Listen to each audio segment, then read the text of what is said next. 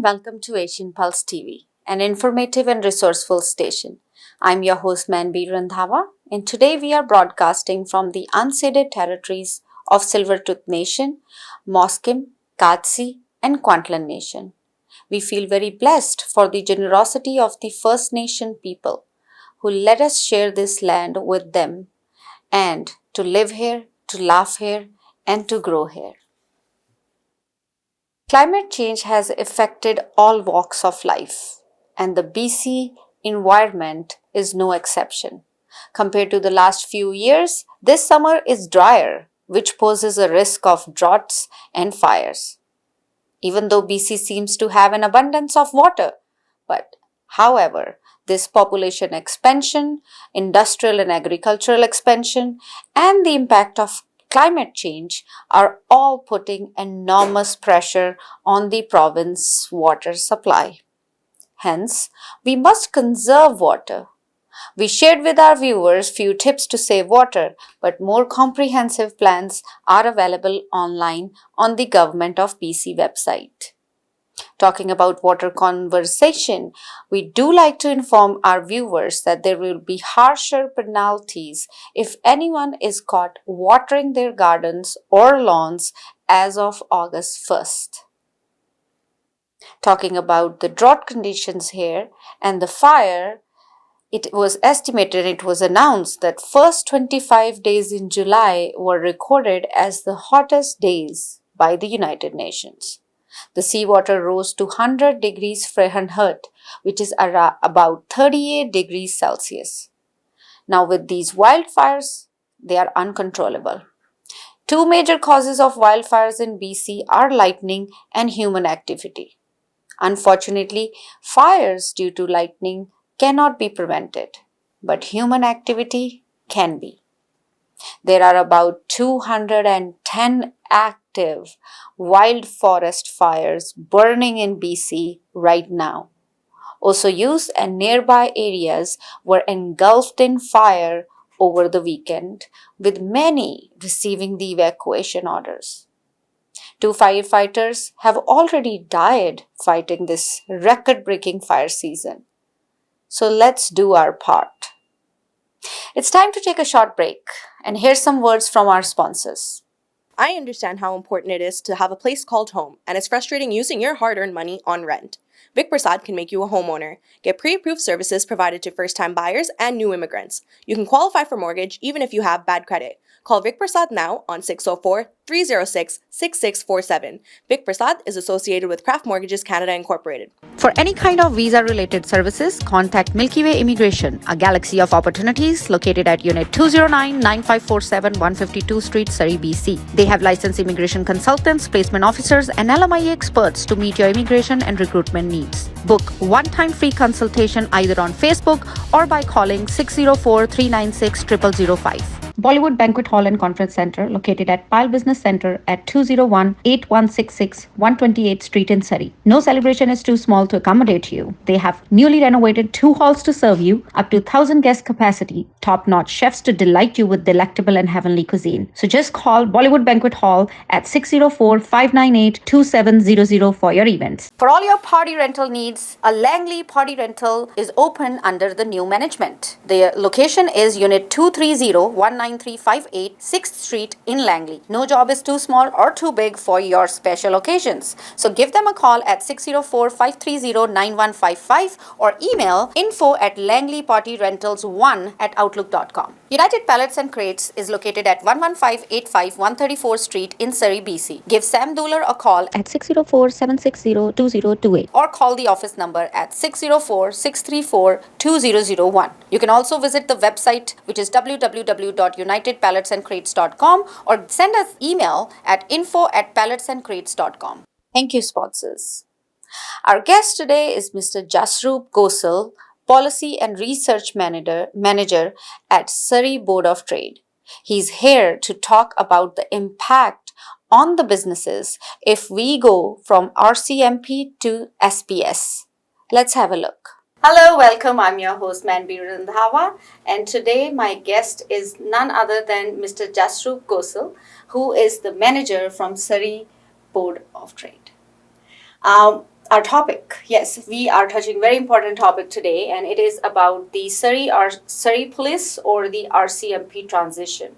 We have heard about it for so long. They're just going back and forth. We don't know what's happening, and finally a decision is there. So let's hear from Mr. Joe Gosal. What are the pros and cons, and how it's going to affect us as citizens? Welcome. Thank you for having me. We have heard a decision from Mike Farnworth. He has indicated that the City of Surrey should move forward with the Surrey Police Service transition. Okay. This decision was made after the minister and his staff received a report from the City of Surrey, Okay. who had earlier this year in about April or March Okay. indicated that they would like to switch back and retain RCMP as the police of jurisdiction. So my question here is there any elections, any voting going on? Why there is so fluctuation? Like why they're switching? So the thing about this transition is that it started with Mayor McCallum. Mhm. This was one of his Yes, it was platforms. election Yes. campaign agenda. Yes, and he had indicated that they are going to switch to the Surrey Police Service. Okay, And so it happened. the City of Surrey was on that trajectory, All yes. Now it's switching back. Now with Mayor Locke, her campaign was, one of the promises was to retain the RCMP as the police of jurisdiction. Mhm. And so that made things a little bit confusing. And so the provincial government last year had asked for a report from both the Surrey Police Service as well as the City of Surrey, Okay. asking what their plan was if they transition back to the RCMP or if they transition forward with the Surrey Police Service. Awesome. Yes. So basically, City of Surrey has decided that we need Surrey policing. City of Surrey was Part of the decision. part of the decision earlier with Mayor McCallum Mhm. to move to the Surrey Police Service. Yeah. Now with Mayor Locke, the City of Surrey had wanted to keep the RCMP as the police. Wow. This is the rules. Yes, it's a complicated situation. Yeah. for sure. But we are more keen, our audience is more keen, how this decision will be affecting us as normal citizens. I mean, not only citizens, but we have permanent residents in this country, we have people on work permit and everything. So I guess everyone would be affected, at least the economy, because there is transition. Mhm. So let's talk about that. Absolutely. During when RCMP was the police of jurisdiction, Mhm. crime statistics were trending in a lower trajectory. So crime was moving down as a result Mhm. of the effective policing that the RCMP was providing. Yeah. There are many wraparound services and Mhm. support systems that the RCMP had ushered in the City of Surrey Okay. under the guidance of staff as well as the public. Yeah, because I guess they are here for a long, long time. RCMP has been here for how long? Many years. Many They've years. been the See, first police They of know the jurisdiction. ins and outs, and they have seen the city growing. So how do people feel, and why do people feel that Surrey needs another policing of its own? Well, the argument has been that when you have your own municipal police service, the constituents, residents of Surrey, are able to direct the Surrey Police Board and thus the Surrey Police Service, Okay. and really ensure that they are providing the service that is required of the city. And then it would be more controlled within the That- local That government. has been the argument. Yes. Oh. Yeah. Wow. All right. Moving forward to our next question. I'm not going to put you on spot, but I'm very curious and I want to know how it's going to affect financially the transition. Well, we know that the transition up until this point has been quite costly, Mm, and that's one of the reasons why we experienced such a significant tax increase for property taxes Okay. earlier this year. It was originally supposed to be more than 15%, but they were able to. The City of Surrey was able to receive a grant for some infrastructure projects, Mhm. which reduced the overall increase for property tax to 12.5. Now, the moving forward, the province is going to be committing $30 million over 4 years for the transition costs. But as we know, a municipal police service is going to be a little bit more expensive than the Yeah. RCMP. Yeah, so that's my point. Again, we will pay the brunt. Okay. We did a survey earlier this year in June. We asked our members, our business members Yeah. of the Surrey Board of Trade, what their property tax was last year and what their property tax is this year. Yes. And we found that the majority of the business community was paying well up above and beyond the 12.5%. Yes, So- we have seen that increase in taxes. Everything has gone expensive. Even the percentage of taxes on our payrolls have increased. So I think they need to stop somewhere. And I'm hoping that this is the ultimate goal, like this is what they want and they're very firm about it. How sure are you that this decision would not change? Well, we haven't heard from Mayor Locke. She was in a press release, and some comments had indicated she wanted a meeting with Minister Farnworth. We're unfortunately unaware of anything that's progressed past the decision that was made earlier. Fingers crossed. I'm hoping this doesn't change, but still, we are up in the air. Everything is up in the air. Nothing has been finalized. But taking this conversation further, I also wanted to ask that how do a general person would feel for recruiting themselves in the policing anymore? I mean, because the decision is up in the air, they are not even sure where to go, where to apply, which policing service to join. What are your thoughts about it? Well, that's been a challenge, I think, for policing in general, Okay. is that people have been very looking at this and paying attention to this, and it's one factor in deciding whether to pursue Surrey Police Service or RCMP or make a switch one way or another. And so we have noticed that to start our own police force in Surrey, members of police forces from around the Lower Mainland will likely come to us, and that could result in More an impact. recruitment? Yeah, more recruitment, but an impact to other jurisdictions as well Yeah. in terms of their public safety. So I hope the city of Surrey will remain safe for the transition period. But what I have seen, Mr. Gossel, is that the crime has gone up. In the last few months, I have been resident of this beautiful city for 12 years now. I came as an immigrant, and I agree that there were shootings, there were things like that. But in terms of drug trafficking, in terms of homicides, in terms of a lot of other things that's happening every day in the city of Surrey, and how come we are fighting over who will become the officer? That's a more there are other more serious issues rather than just deciding who will protect our people. The protection is missing. I agree, and the Surrey Board of Trade, our position has always been for wraparound services, so mental health support, addiction services, making sure that people feel safe. And another big thing that impacts public safety is the repeat offenders and the lack of care that they receive and the supports that they need that they don't have access to. And so we're glad that the provincial government and federal government are working together and collaborating to address repeat offenders, because that will inevitably help lower crime as well as get people the help that they need. Okay. And that's one of the reasons why we felt that this RCMP were very effective, is that they took those wraparound services very More seriously. seriously. And we have to still see what the plan for the Surrey Police Service is. Yeah, thanks for bringing that. In fact, I have noticed that recently there has been advertisements where our community ambassadors, or you can say the actresses from our community, are coming out and talking about the resources that are available.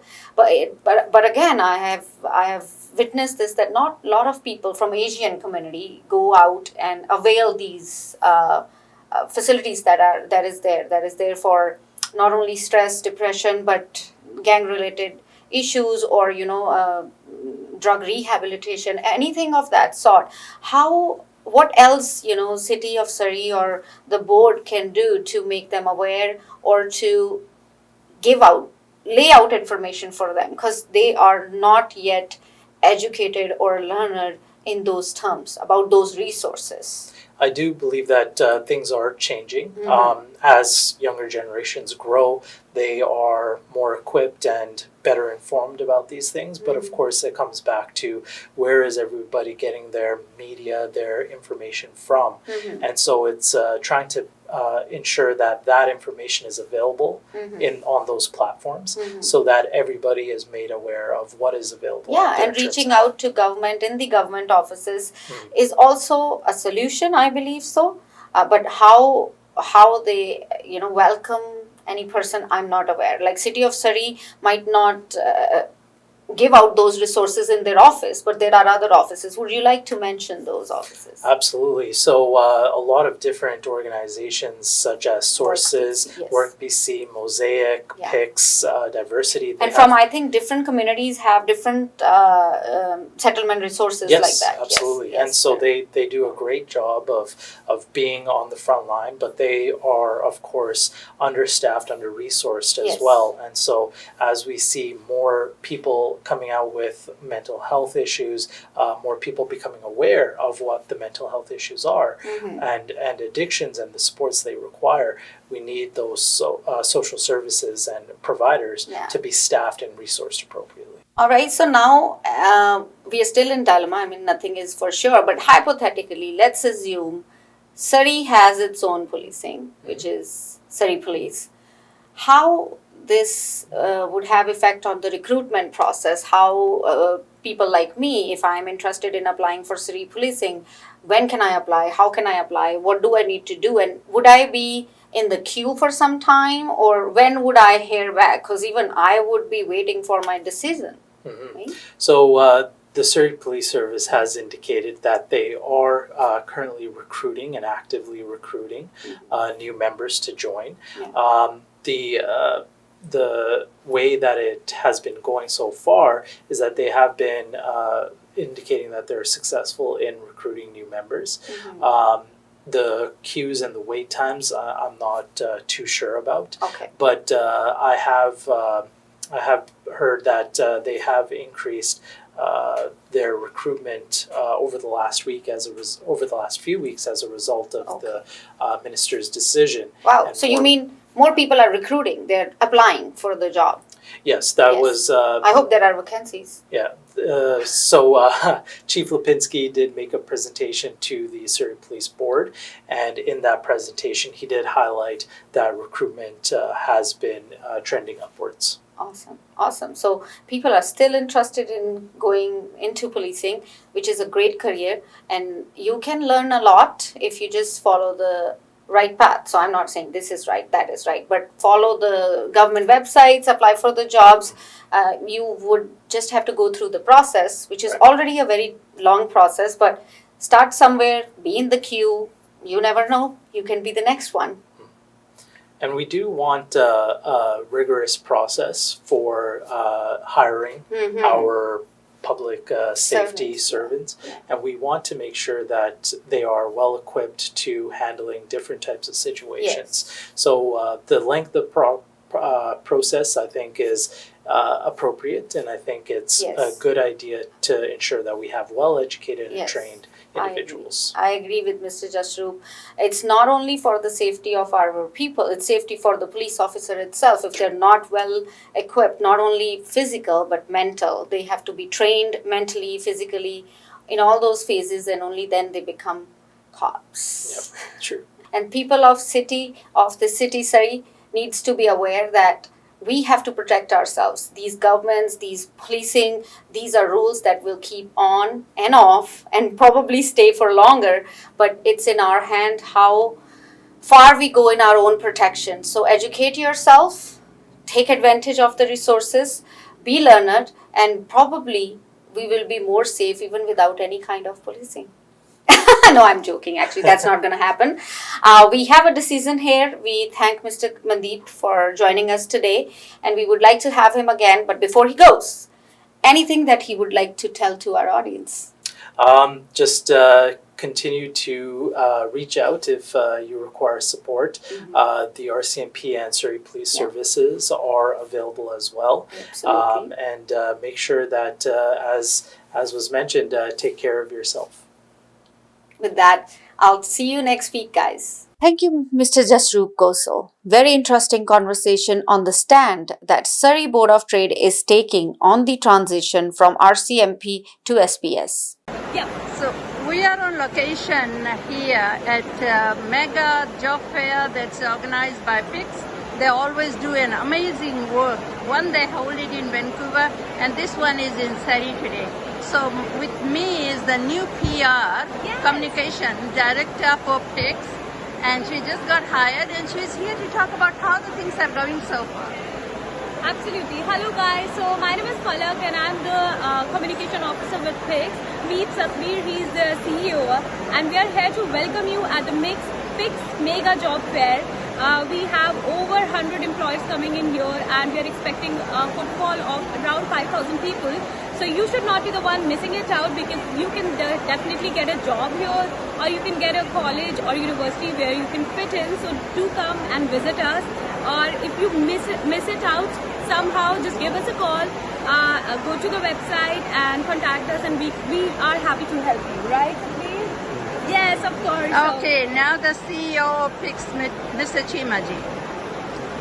Well, on behalf of the PIX management, staff and volunteers, I want to welcome everybody to this mega job fair. We've been doing these since 2005, and over the years this has become the largest job fair in the Lower Mainland, where about 100 exhibitors and about 5,000 plus minus job seekers show up. It's an opportunity for job seekers and the employers to connect and talk to each other, to look at different job opportunities available, to look at the career options available in the sector. So we try to provide this opportunity on an annual basis, and we'll continue doing this because this is important for the job seekers to get this chance. Most of the new immigrants are never able to connect with so many employers in one day. So this is something that they should all take this opportunity to come to our event. Absolutely. Yeah. Thank you so much for having us. Yeah, PIX is very active in the community, and in case this may be too late by the time we air it, there are so many different programs that PIX offer. So call the number is 604-596-7722 and find out what are the different programs that PIX offer for the newcomers, for the students, for the women, everybody and seniors housing, everything. So they do a vast in so many different languages as well. So please check out PIX website and use their services. Everything, by the way, is free. Yes, that's the main thing. Yeah. Thank you both of you, and I know you guys are very, very busy, so I'm going to take a little bit of how many people are showing up, and we'll talk again. All of you. Moving to our announcement sections, have your pen and paper ready. First announcement. Richmond Night Market is open now on every weekend until the end of September. They have cuisines from all around the world, so go out and enjoy. Support the Richmond Night Market. Mushtari Begum Indian Classical Music and Dance Festival is back this year at Massey Theatre on September 23rd. Tickets are available online and the show begins at 7 p.m. For more information, call Massey Theatre at 604-521-5050 or visit ticketsnw.ca. Fiji Festival 2023 is taking place in Brampton, Ontario. So if you are planning to be in Toronto and want to attend this Fiji Festival in the Fiji Park, it's at 11 a.m. on August 12th and it will end at 6 p.m. It's a free event, so make sure you stop by. Join the Run Surrey Run 2023 in person this time. So there will be 5 kilometer, 10 kilometer walks and runs for anyone to join. September 10th, so please call and please register at www.runsurreyrun.com. Anime. It is a Japanese cultural celebration. Anime Revolution 2023 is taking place from 18th to 20th at Vancouver Convention Center at 1055 West Wing, which is the new side of the convention hall. The ticket office opens at 9 a.m. until 12 p.m. all 3 days, and there will be exhibits, panels, presentations, and performances. You can get your tickets on their website, which is summer.animerevolution.ca. 53rd Independence Day of Fiji will be celebrated on October 14th at 6:30 p.m. at Bollywood Banquet Hall in Surrey. We are looking for sponsorships. We are looking for gold, silver, and bronze sponsorships. So for more information, please contact Gavin Chand at 604-562-4569, or you can also call Sarah Sharma at 604-992-7253. If you have missed our shows, you can watch it again tomorrow night at 8:30 p.m. and again on Saturday at 5:30 p.m. on Shaw Cable. All of our shows are also uploaded at our YouTube channel. The show details are as follows. Fiji in Focus, which you can watch on Tuesday at 10 p.m., Thursday at 2:30 p.m. and Sundays at 4 p.m. Kamila Singh Show on Mondays at 10 a.m. and again on Sundays at 5:30 p.m. VT Vibes TV is broadcasted on Thursdays at 10 p.m. and again on Sundays at 4:30 p.m. All of our shows are uploaded on our YouTube channel under the name The Kamila Singh Show. Before I leave, I want to leave you with these thoughts. If you cannot hear my silence, you will not hear anything. Have a great week. I'll see you guys all next week. I'm your host, Manvi Randhawa.